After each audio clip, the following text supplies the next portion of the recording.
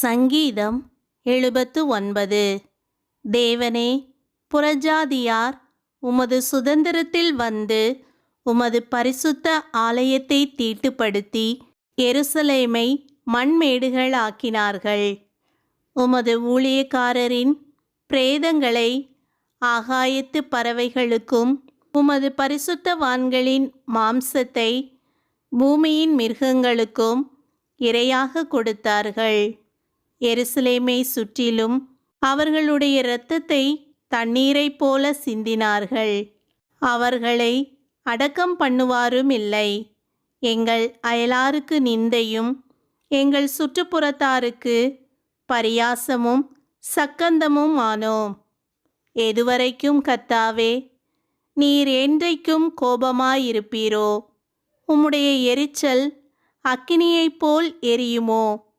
உம்மை அறியாத ஜாதிகள் மேலும் உமது நாமத்தை தொழுது கொள்ளாத ராஜ்யங்கள் மேலும் உம்முடைய உக்கிரத்தை ஊற்றிவிடும். அவர்கள் யாக்கோபை பட்சித்து அவன் குடியிருப்பை பாழாக்கினார்களே. பூர்வ காலத்து அக்கிரமங்களை எங்களுக்கு விரோதமாக நினையாதேயும். உம்முடைய இரக்கங்கள் சீக்கிரமாய் எங்களுக்கு நேரிடுவதாக. நாங்கள் மிகவும் தாழ்த்தப்பட்டு போனோம். எங்களை இரட்சிக்கும் தேவனே, நீர் உமது நாமத்தின் மகிமை நிமித்தம் எங்களுக்கு உதவி செய்து உமது நாமத்தின் நிமித்தம் எங்களை விடுவித்து எங்கள் பாவங்களை நிவர்த்தியாக்கும். அவர்களுடைய தேவன் எங்கே என்று புறஜாதிகள் சொல்வானேன்? உமது ஊழியக்காரருடைய சிந்துண்ட இரத்தத்தின் பழிவாங்குதல் ஜாதிகளுக்குள்ளே எங்கள் கண்களுக்கு முன்பாக விளங்கும்படி செய்யும். கட்டுண்டவனுடைய பெருமூச்சு உமக்கு முன்பாக வரட்டும்.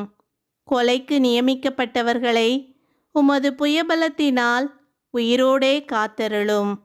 ஆண்டவரே, எங்கள் அயலார் உம்மை நிந்தித்த நிந்தையை ஏளத்தனையாக அவர்கள் மடியிலே திரும்ப பண்ணும். அப்பொழுது உம்முடைய ஜனங்களும் உம்முடைய மேய்ச்சலின் ஆடுகளுமாகிய நாங்கள் உம்மை என்றென்றைக்கும் புகழுவோம். தலைமுறை தலைமுறையாக உமது துதியை சொல்லி வருவோம்.